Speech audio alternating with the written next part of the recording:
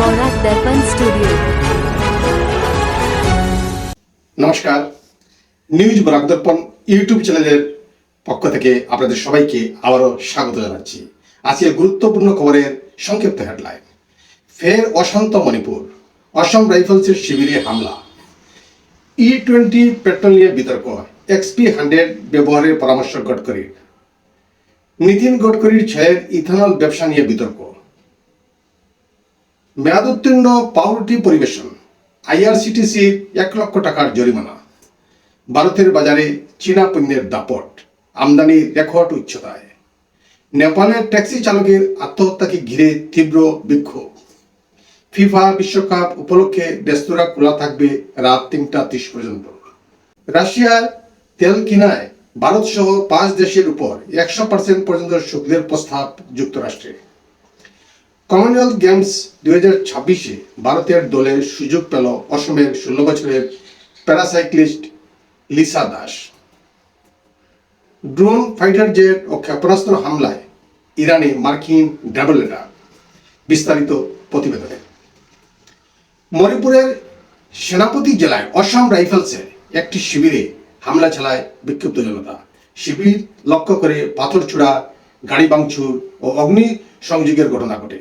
পরিস্থিতি নিয়ন্ত্রণে আনতে পুলিশ, CRPF ও অসম রাইফেলস কাঁদানো গ্যাস নিক্ষেপ এবং শূন্যে গুলি চালায়। ঘটনায় কেউ হতাহত না হলেও এলাকায় অতিরিক্ত নিরাপত্তা মোতায়েন করা হয়েছে এবং টহলদারি জোরদার করা হয়েছে। E20 পেট্রোল নিয়ে অভিযোগের জবাবে কেন্দ্রীয় মন্ত্রী নীতিন গডকরি বলেন, যারা E20 ব্যবহার করতে চান না তারা লিটার প্রতি প্রায় 170 টাকা দামের XP100 পেট্রোল ব্যবহার করতে পারেন। তার দাবি, E20 ইঞ্জিনে ক্ষতি করে না এবং দেশে E10 পেট্রোল ফের চালুরও কোনো পরিকল্পনা নেই। কেন্দ্রীয় মন্ত্রী নীতিন গডকরির 2 ছেলে ইথানল ব্যবসার সঙ্গে যুক্ত থাকায় বিতর্ক তৈরি হয়েছে। গডকরি দাবি করেছেন তাদের বাজারে অংশীদারিত্ব খুবই কম এবং ইথানল নীতিতে তার কোনো ব্যক্তিগত ভূমিকা নেই।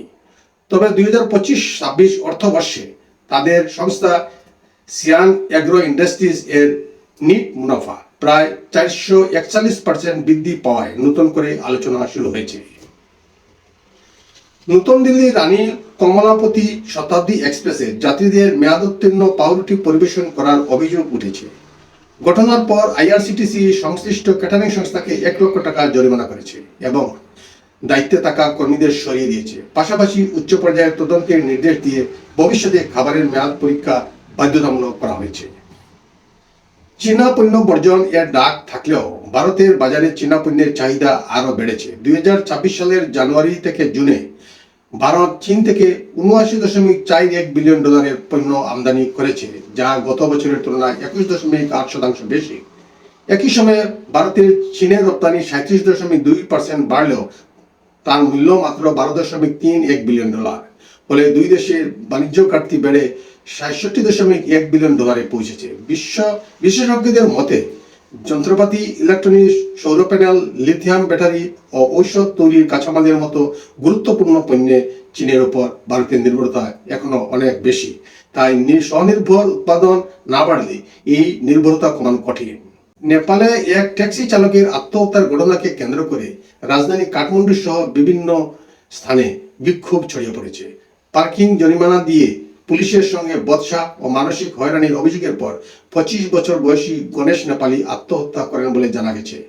এই ঘটনার প্রতিবাদে বিপুল সংখ্যক তরুণ রাস্তায় নেমে নিরপেক্ষ তদন্ত, অভিযুক্ত পুলিশ কর্মীদের শাস্তির দাবি জানিয়েছেন। বিরোধী রাজনৈতিক দলগুলিও আন্দোলনের প্রতি সমর্থন জানিয়ে প্রধানমন্ত্রী বলেন্দ্র সাহেব পদত্যাগের দাবি তুলেছেন। পরিস্থিতি সামাল দিতে সরকার উচ্চ পর্যায়ের স্বাধীন তদন্তের ঘোষণা দিলেও বিক্ষোভ এখনো অব্যাহত রয়েছে। ফুটবল প্রেমীদের জন্য সুখবর দিলেন অসমের মুখ্যমন্ত্রী ডক্টর হিমন্ত বিশ্ব শর্মা। ফিফা বিশ্বকাপের ফাইনাল উপলক্ষে 15, 16, 19 ও 20 জুলাই গৌহাটির রেস্তোরাঁগুলি রাত প্রায় ভোর 3:30 পর্যন্ত খোলা থাকার অনুমতি দেওয়া হয়েছে। মুখ্যমন্ত্রী জানান, যাতে ফুটবল প্রেমীদের একসঙ্গে বসে নির্বিঘ্নে ম্যাচ উপভোগ করতে পারেন সেই লক্ষ্যেই এই সিদ্ধান্ত নেওয়া হয়েছে।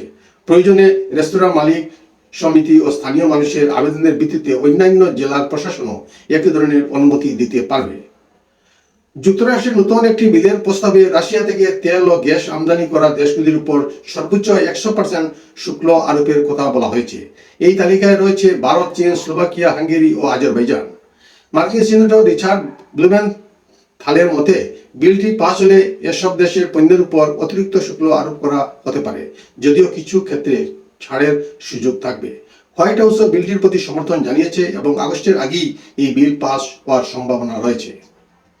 অসমের বিশ্বনাথ জেলার 16 বছরের প্রতিভাবান প্যারাসাইক্লিস্ট লিসা দাস স্কটল্যান্ডের গ্লাসগোতে অনুষ্ঠিতব্য কমনওয়েলথ 2026-এর জন্য ভারতীয় দলের নির্বাচিত হয়েছেন।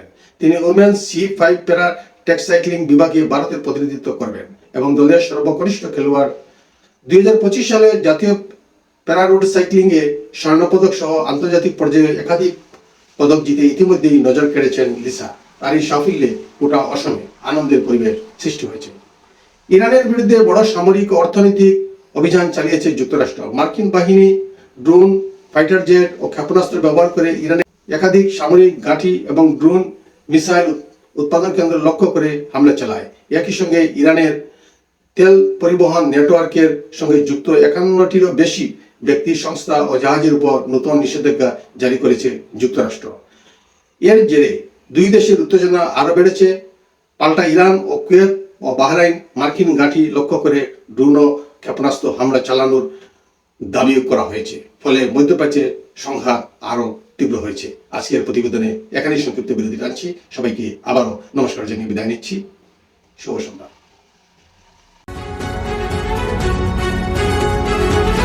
न्यूज वॉराक दर्पण स्टूडियो।